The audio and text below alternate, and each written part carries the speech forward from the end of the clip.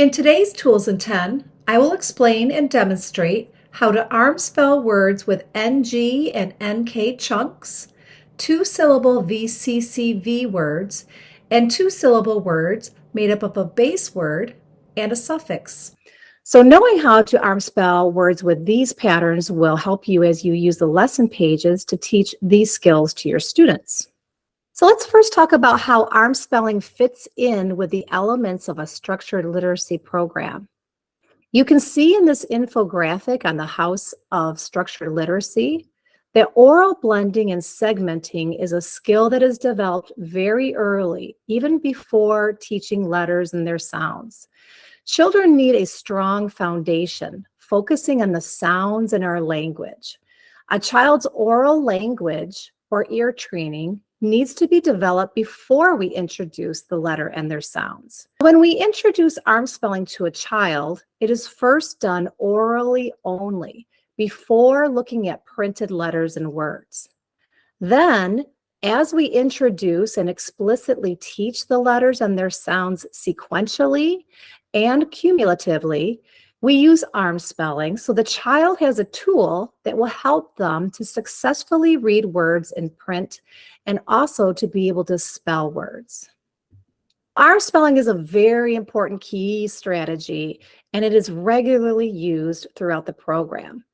It develops phonemic awareness, which is the ability to hear and manipulate the sounds in words, and it develops phonemic segmentation, which is breaking the words apart into their sounds. Children who can successfully hear and segment individual sounds in words are able to use arm spelling as an effective strategy to break apart words and sounds for reading and to put together sounds for spelling. It is used routinely in the program as we explicitly teach skills. First, we always arm spell words orally when we are introducing a new skill. So the teacher models how to arm spell words with the new skill, such as the skill SH, sh. And she would do that by segmenting the individual sounds on the arm. The child listens to where he hears the new sound. And then the child would arm spell 4 to 6 words with the teacher. For example, if you are teaching the SH sh sound, you would arm spell words with this sound and listen to where you hear the target sound. For example, shop. We're going to put it on our arm. Sh, ah, p, shop. Where do you hear the sh sound? Yes, it's at the beginning. Sh, ah, p, shop. Wish. W, I, sh, wish. Where do you hear the sh sound in that word? That's right. It's at the end, isn't it? W, I, sh, wish. And so on. So you would arm spell about 4 to 6 words that way, just orally. We also teach children to regularly arm spell words to read words with a new skill. If a child gets stuck on a word, they can use it as a strategy by putting the beginning, middle, and ending sounds on the arm and then blending the sounds together to read the word. Finally, children use arm spelling to write words with the new skill. The child is taught to spell words by saying the word, tapping the sounds on their arm, and then writing the sounds in order from the beginning to the end. Now let's go over how we would arm spell words with chunks that have more than one letter, such as NG and NK. Prior to teaching these chunks in the program, children have already done an extensive amount of work with beginning consonant blends. They know to keep the consonant blends together as one chunk when they arm spell words. The same goes for words with the NG and NK chunks. These sounds are tapped as one chunk, so we keep them together as one chunk when we arm spell. In these words, the chunk sits on the elbow. W, ing, wing. So let's try some other words with these chunks at the end.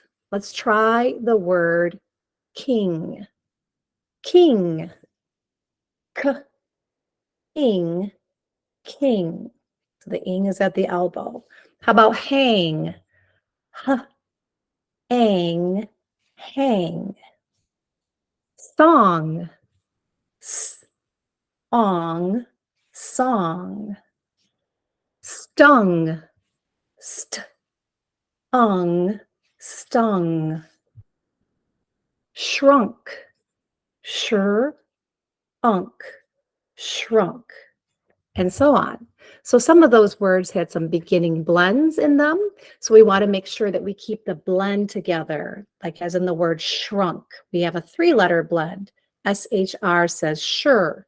So that is at the shoulder, and then unk is at the elbow. VCCV words are 2-syllable words made up of 2 closed syllables. When Armspelling these types of words, we tap each syllable separately. So we start by pounding each syllable as we say the word, then pound and say the first syllable and tap the sounds in the first syllable, then pound and say the second syllable and tap the sounds in the second syllable. So it looks like this: napkin. The first syllable, nap. N, a, p. Second syllable, kin. K, I, n. Napkin. So let's try a few of these VCCV words. We're going to pound the syllables as we say the word. So the word napkin would look like this: napkin. We're pounding each syllable. After that, we're going to start with the first syllable, nap, and we're going to tap the beginning, middle, and ending sounds. N, a, p, nap. Then we're going to do the second syllable, kin, and tap the sounds in the second syllable. K, I, n, kin, napkin. So let's try a few more. How about magnet? So we're going to pound the syllables first. Magnet. First syllable, mag. M, a, g. Mag. Second syllable, net. N, e, t. Net. Magnet. Let's try contest. We're going to pound the syllables first. Contest. First syllable, con. K, a, n, con. Second syllable, test. T, e, st. Test. Contest. And that word had an ending blend.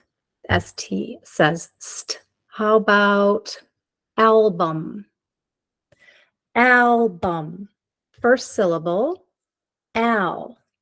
A-ol. Al. Second syllable, bum. B-a-m. Bum. Album. So a suffix such as y says e, ly, and ing is a syllable that is added to a base word to change its meaning. These suffixes add another syllable to a base word. So we start by pounding the syllables, tap the base word, and then add the suffix either on the wrist or the hand. Since the suffix is just one more sound and usually taught as a chunk if it's more than one letter, like li, we can simply add it at the end of the arm. So in the word windy, the base word is wind. W, I, nd. There's that ending blend, nd. The suffix e is just one more sound, so we can add it by tapping it on the hand, e, windy. The word gladly, we have the base word glad, gl, a, d. And then li is a chunk, ly says li. We can add that to the hand as well. Lee. So when kids are working with that Y suffix, there's a lesson page that teaches that Y suffix and that LY suffix. So kids can very easily add, even though LY is two sounds, they can very easily add the ly at the end on the hand like that. Thinking, the base word is think. Ink. To make it thinking, we can add that extra chunk. ing is just one chunk that says ing, and we can put that on the wrist. So let's try a few more of those types of words with a base word and a suffix. So let's try the word softly. Softly. The base word is soft. Soft. Soft. And then we're going to make it softly by ly, putting that ly on the hand. Softly. Let's try fluffy. Fluffy. So the base word is fluff. Fl, a, and then we can add e on the hand. Just one more sound. Let's try hanging. Hanging. The base word is hang. Ang.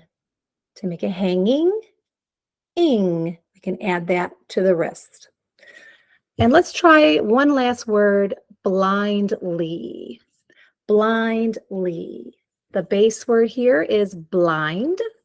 Bl, I, n.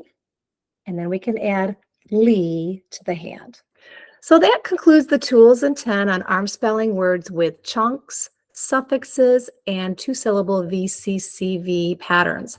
I hope that this helps to simplify the process for you so that you are able to help your students successfully segment words with these patterns with competence and confidence.